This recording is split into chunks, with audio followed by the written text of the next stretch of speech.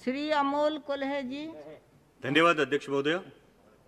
हम सब जानते हैं कि आज हम कोरोना की वैश्विक महामारी से लड़ रहे हैं। हमारे देश में पहला केस 30 जनवरी को पाया गया था। आज 9 महीने बाद क्या परिस्थिति है? सरकार अपनी पीठ थपथपा रही है कि रिकवरी रेट अच्छा है, मॉर्टेलिटी रेट में कमी आई है। इसके लिए मैं सरकार का अभिनंदन करता हूं, लेकिन इन आंकड़ों के पीछे छुपकर हम इस सच्चाई से मुंह नहीं मोड़ सकते कि आज तक कोरोना की बीमारी की वजह से 90,000 देशवासियों ने अपनी जानें गंवाई है। 90,000 डेथ्स, और इसमें इनडायरेक्ट डेथ जैसे लॉकडाउन की वजह से सड़क पर चलते हुए माइग्रेंट लेबर्स की मौतें, कारोबार चौपट होने की वजह से परिवारों ने की हुई सामुदायिक खुदकुशियां, ऐसी मौतें शामिल नहीं है। और इसलिए आज ये देश की जनता सरकार से जवाब मांग रही है कि जब कोरोना अपने देश में हाथ पैर फैला रहा था, तब आप अमेरिकी राष्ट्राध्यक्ष के स्वागत में मशगूल थे। जब देश की सेहत संभालने के प्रयास जरूरी थे, तब आप राज्यों की सरकारें गिराने के प्रयास में लगे हुए थे, और इसका खामियाजा आज देश के हर आदमी को भुगतना पड़ रहा है। अगर दूरदृष्टि दिखाते हुए आपने उसी वक्त हर इंटरनेशनल ट्रैवलर का आरटीपीसीआर टेस्ट कराया होता, तो आज ये नौबत नहीं आती। और फिर आपने सरप्राइज इवेंट की तरह लॉकडाउन देश पर थोप दिया। लॉकडाउन लगाते वक्त ये नहीं सोचा कि इसे फेज्ड आउट मैनर में भी लॉकडाउन किया जा सकता है। ये नहीं सोचा कि मार्च के महीने में कोरोना का स्प्रेड सिर्फ शहरी इलाकों में था, ग्रामीण इलाकों में नहीं। और नहीं आपने लोगों को तैयारी करने का अवसर दिया, थोप दिया देशव्यापी लॉकडाउन। परिणाम स्वरूप किसानों के हाथ से फसल चली गई, कईयों की रोजी रोटी चली गई, माइग्रेंट लेबर्स को सैकड़ों किलोमीटर पैदल चलना पड़ा। लोगों ने बच्चों को बिस्कुट खिलाकर, पानी पिलाकर सुला दिया, लेकिन आप पर विश्वास रखकर उन्होंने उफ तक नहीं की। फिर आपने कहा तालियां बजाओ, हमने तालियां बजाई, थालियां पीटी, घंटानाद किया, शंख ध्वनि किए, दिए भी जलाए, हमने सब किया, आप पर विश्वास रखकर किया। और विश्वास यह था कि सरकार पूरी जिम्मेदारी से कोरोना की रोकथाम करेगी। आज भी oxygen bed, ventilator, ICU bed की उपलब्धि के आंकड़े जोर शोर से बताए जाते हैं अध्यक्ष महोदया, लेकिन वास्तविकता क्या है?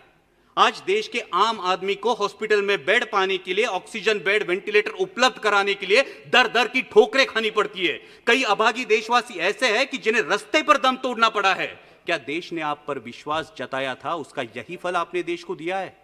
आज 9 महीने बाद भी सर्वशक्तिशाली सरकार देशवासियों के दिलों से इस दहशत को उखाड़ फेंक नहीं पाई, जिनकी उनके दिल में इनसिक्योरिटी है, अपनी जान को लेकर, अपनी सेहत को लेकर, अपने काम को लेकर, अपने भविष्य को लेकर। तो क्या यह हमारी विफलता नहीं है? आज कोरोना की मृत्यु संख्या में देश विश्व में दूसरे पायदान पर है अध्यक्ष महोदया, और फास्टेस्ट ग्रोइंग केस लोड में हमने अमेरिका और ब्राजील को पीछे छोड़ के पहला पायदान प्राप्त कर लिया। क्या यह भूषणावह है हमारे लिए? मैं सदन के माध्यम से अध्यक्ष महोदया स्वास्थ्य मंत्री जी से पूछना चाहता हूं कि क्या देश कम्युनिटी ट्रांसमिशन की फेज में है या नहीं?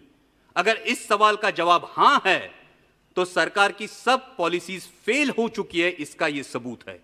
और अगर इस सवाल का जवाब ना है, तो फिर प्रतिदिन 1 लाख के करीब केसेस कैसे पाए जाते हैं? अध्यक्ष महोदया, हमें यह सोचना चाहिए कि क्या हमें पॉलिसीज में बदलाव की आवश्यकता है। अब तक हम individual case identification, contact tracing और क्वारंटाइन के बजाय अब हम जियोग्राफिकल स्प्रेड ट्रैकिंग और उस एरिया में पर्याप्त आरोग्य सुविधा डिप्लॉय करने के बारे में क्या हमें सोचना चाहिए? आज कोरोना से जो युवा उभरे हैं वो प्लाज्मा डोनेट करने के लिए रेडी है, लेकिन मैं स्वास्थ्य मंत्री जी से अनुरोध करूंगा कि आईसीएमआर का अब तक प्लाज्मा डोनेशन के लिए, प्लाज्मा थेरेपी के लिए क्लियर डायरेक्टिव्स नहीं है। वही बात सलाइवरी टेस्टिंग की है, और वही बात औषधों के दरों की है। आज फैबीफ्लू ले लीजिए, आज रेमडेसिविर ले लीजिए, आम आदमी के जेब के पहुंच से ये दवाइयां आज भी बाहर है, इस पे विचार होना चाहिए। दुर्भाग्य की बात तो यह है अध्यक्ष महोदया कि जिन पर हमने कोविड वॉरियर्स करके फूल बरसाए, उनमें से कितने मेडिकल प्रोफेशनल्स की कोरोना से मृत्यु हुई, इसकी भी जानकारी हमारे पास नहीं है। यह दुर्भाग्य की बात है। जब मैं ज्योग्राफिकल डिस्ट्रीब्यूशन की बात कर रहा हूं अध्यक्ष महोदया, तो मैं मेरे साथी सांसद फैजल जी का अभिनंदन करूंगा कि लक्षद्वीप में आज तक एक भी कोविड का केस पाया नहीं गया, इसलिए मैं अभिनंदन करूंगा। लेकिन उसी के साथ जब हम ज्योग्राफिकल डिस्ट्रीब्यूशन की बात करते हैं, तो कोविड से सबसे बाधित राज्य मेरा राज्य है महाराष्ट्र। आज महाराष्ट्र में 22% केसेस है और 37% डेथ्स है। अध्यक्ष महोदय, मैंने अभी शुरू किया है, अभी मैं करेक्टिव मेजर्स पे आ रहा हूं। अध्यक्ष महोदय 2 मिनट दीजिए, 5 मिनट। सिर्फ 2 मिनट दीजिए। और जैसा सांसद अरविंद जी सावंत ने कहा, उस प्रकार से महाराष्ट्र सरकार पूरी तरीके से कोशिश कर रही है, आदरणीय शरद पवार जी के मार्गदर्शन में कर रही है। हमारे स्वास्थ्य मंत्री राजेश जी टोपे आए दिन फील्ड पर है, लेकिन WHO के अनुमान के अनुसार नवंबर दिसंबर में हालात और बिगड़ सकते हैं अध्यक्ष महोदया। और ऐसे में भारत सरकार ने 1 सितंबर से महाराष्ट्र सरकार की ventilators, PPE kits, testing kits, N95 mask, ये मदद पूरी तरह से रोक दी है। हमारे मराठी में कहावत है अध्यक्ष महोदया, आई जेऊ घाली ना आणि बाप भीक मागू देना। ऐसा बर्ताव केंद्र की सरकार महाराष्ट्र सरकार से साथ कर रही है। क्या महाराष्ट्र के रहवासी देशवासी नहीं है? क्या महाराष्ट्र के रहवासियों के प्रति केंद्र सरकार का कोई उत्तरदायित्व नहीं है? मैं इस सदन के माध्यम से मांग करता हूं कि अविलंब महाराष्ट्र सरकार को टेस्टिंग किट्स और अदर कंज्यूमेबल्स की मदद मुहैया की जाए और उसी के साथ अनइंटरप्टेड ऑक्सीजन सप्लाई के लिए महाराष्ट्र में ऑक्सीजन मैन्युफैक्चरिंग मेगा यूनिट के निर्माण के बारे में सोचा जाए। अध्यक्ष महोदय, जब हम कोविड की लड़ाई में रिसोर्सेज की बात करते हैं, उतना ही अहम है स्किल्ड मैन पावर। जैसे कि आरोग्य मंत्री, मैडम ये बहुत अहम मुद्दा है, देश के लिए बहुत अहम मुद्दा है कि जैसा कि आरोग्य मंत्री जी ने बताया, कोरोना का वैक्सीन आने में कुछ समय लगेगा, मालूम है। तो इसके लिए हमें सिर्फ 2 मुद्दे, इसके लिए हमें स्किल्ड मैन पावर की जरूरत पड़ने वाली है। और इसीलिए जो नेशनल हेल्थ मिशन के रेट्स है, उन रेट्स में आसानी से स्किल्ड मैन पावर उपलब्ध नहीं हो सकती। इसलिए नेशनल हेल्थ मिशन के रेट्स को रिवाइज किया जाए ताकि और ज्यादा स्किल्ड मैन पावर इस कोरोना की लड़ाई में इन्फ्यूज की जा सके।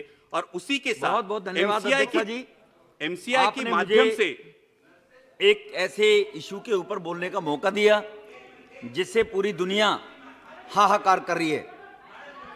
सबसे पहले मैं बधाई दूंगा भारत के 125 करोड़ लोगों को